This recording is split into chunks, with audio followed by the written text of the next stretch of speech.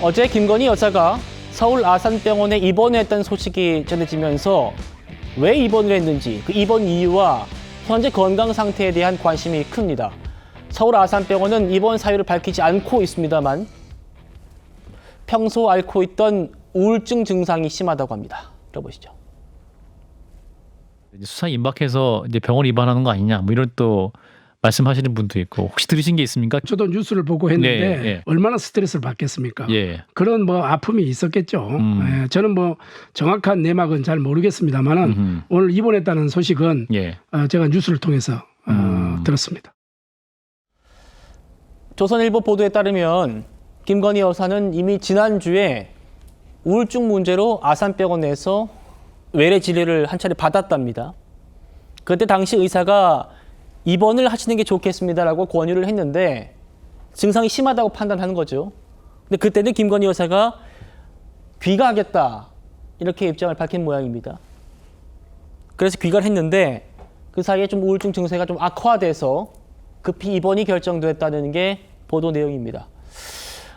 최 평론가님, 네.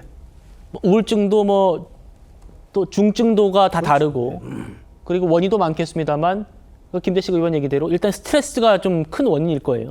지난해 12월 달 계엄이 있었죠. 그리고 이제 그 이후에 탄핵이 되면서 이제 탄핵 결정이 최종적으로 헌재에서 4월 4일 내려질 때까지 한 4개월. 그다음에 헌재에서 파면 결정이 나서 사저에서 지금 2달.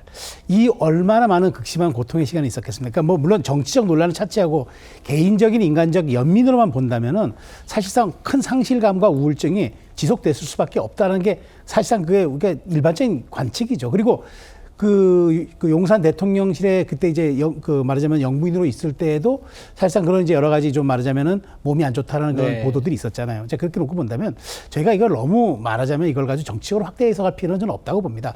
제가 뭐 여기에 대해서 정확하게 누구 편을 들자는 얘기가 아니라 생각해 보십시오. 지금 민주당 일각에서 마치 이게 수사를 피하기 위한 지금 입원인 것처럼 그렇게 얘기를 하는데 지금 특검이 아직 사무실도 못 꾸리고 특검보도 못 꾸렸습니다. 그렇죠. 20일 지나서 수사의 얼개를 잡고 본격적으로 기초적인 사실관계 확인해서 김 여사 소환하려면 제가 보기엔 최소 2달에서 석 달입니다. 그러면 제가 보기엔 여름 지나야 가능한데 지금 일주일 입원하고 2주일, 지금 입원해봤자 뭐 일주일 아니면 2주일 아니겠습니까? 뭐 길어야 한 달로 놓고 본다면 아무런 소환가는 일정 자체가 문제가 없어요. 그런데도 불구하고 마치 프레이밍을 이제 김 여사가 피하기 위해서 입원했다는 식으로 이렇게 만드는데 우리가 흔히 얘기하잖아요. 상대를 악마화하기 위해서 프레이밍을 만든다는 게 정치권의 이제 말하자면 일종의 전략 같은 건데 아픈 거, 그러니까 질환을 가지고 저는 이렇게까지 과도하게 할 필요 없다. 오히려 그냥 빨리 쾌유해서 사죄에 복귀해서 그다음에 정상적으로 수사 받으라면 될 일을 마치 병원에서 칭병을 해서 없는 병을 만들어서 병원에 입원했다는 뜻에 이렇게 프레이밍을 만들어서 공격하는 거는 저는 이제는 뭐 대통령직을 다 떠난 이제는 전직 영부인인데 무슨 뭐 권력과 무슨 뭐 방어에 대한 본인들의 그 뭐 힘이 있겠습니까? 그러니까 저는 이걸 너무 정치적으로 몰고 가면 안 된다는 생각입니다. 예, 김대수 대표님, 최수영 평론가 말씀처럼 작년 말부터요. 체중이 한 40kg도 안 될 정도로 건강이 악화되었다는 보도들도 나왔었고 이런 건강 상태와 우울증까지 겹치면은 입원 기간이 꽤 길어질 수 있다라는 관측들도 있더군요. 어떻게 바라보고 계십니까?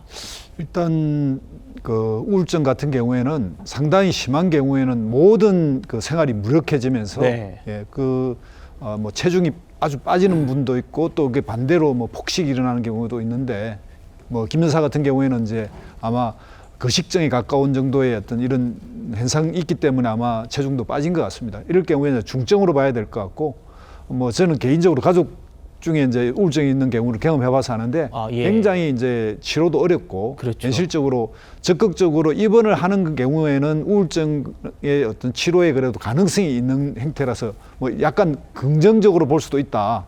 상황에 따라서는 그렇게 보고요. 이런 약물 치료와 동시에 또 마음이라고 하는 뭐 마음 상태를 보면 마음을 좀 다스리는 이런 명상이라든지 이런 걸 통해서 김 여사가 회복돼서 특검의 수사는 받는 것, 뭐 그런 과정으로 갔으면 좋겠다 이런 생각이 듭니다. 알겠습니다. 민주당에서는 김건희 여사가 특검 수사를 피하기 위해서 입원한 게 아니냐라는 의구심을 거두지 않고 있습니다. 들어보시죠. 김건희 씨가 건강 상태가 제가 보기에는 나쁘진 않는데 병원 측에서도 나쁘지 않다라고 지금 발표는 하고 있거든요. 구속을 면하기 위해서 병원에 간 게 아닌가라는 생각을 합니다만 어찌되건 만약 아프시면 빠르게 쾌유하시길 바랍니다. 입원을 하게 되면 특검 수사는 어떻게 되는 거예요? 수사 받겠죠, 당연히요. 네. 네. 이 조사를 받더라도 특검에는 뭐 출석을 하게 되는 거죠. 그 부분에 그렇겠죠. 대한 특검 어떤 수사가 뭐 그렇다고 배제가 뭐. 있거나. 예, 결국 김건희 특검 출범 앞두고 지금 이런 일이 있어가지고 또 얘기가 되는 건데 특검 관계자들도 지금 이 상황을 아주 예의주시하고 있다고 합니다. 민준기 특검 목소리 들어보시죠. 김건희 여사가 이제 또 입원을 해서 대면 조사가 좀 어렵지 않겠냐 이런 우려도 있는데 어제 저녁 언론 보도를 접하고 알게 됐습니다.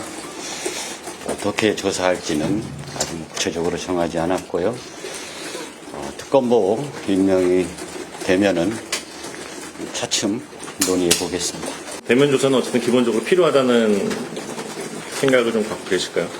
글쎄 어느 시기일지는 모르지만 조사가 이루어지리라고 생각하고 있습니다. 강모 대변인님, 네. 결국 관심은 특검이 김건희 여사를 직접 대면 조사할 수 있느냐, 할 거냐 이 부분 아니겠습니까? 특검은 지금 그런 의지를 보인 것 같고요. 그러니까 법 앞에 다 평등해야죠. 그리고 혐의가 있으면 뭐 그 누가 됐든지 간에 다 수사받고 조사받고 그다음에 법적 책임질 일이 있으면 책임져야죠. 그래서 뭐 윤석열 전 대통령도 지금 그런 과정 다 겪고 있는 거 아니겠습니까?